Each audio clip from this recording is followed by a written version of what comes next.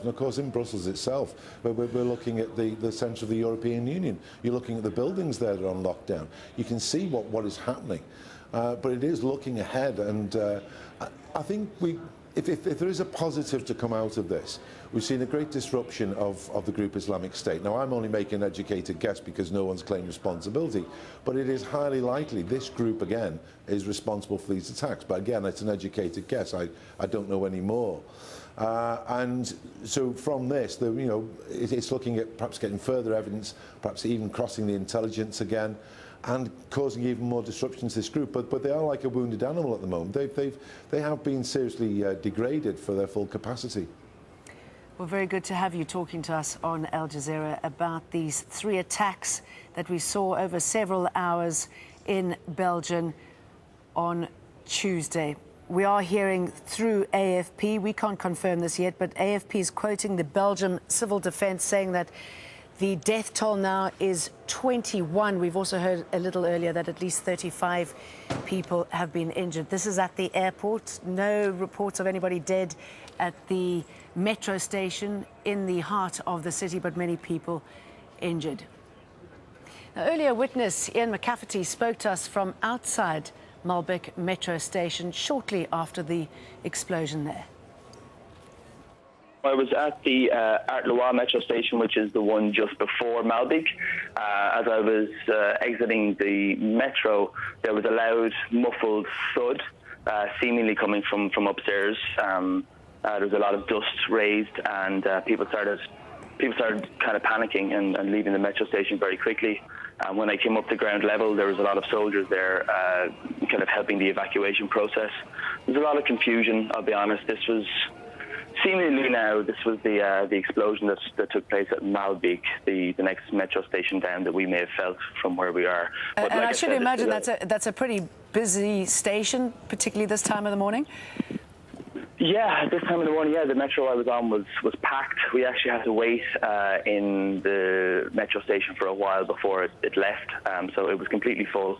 And yeah, it was a very busy time. And Ian, we're looking at a picture which I believe is coming from near there. We can see smoke rising. We see very heavy traffic, lots of people on the streets. I should imagine it must have been pretty frightening. And the fact that security has been lifted to the highest level yet. How much fear, or has there been fear, considering what has been happening in the country and the links to those living there to the attacks in Paris? It's hard to say. I mean, everybody has their own individual experience of it. I have to admit, I haven't really felt the fear. I haven't been living in fear, despite going through numerous different scenarios and different situations here since before November, in fact.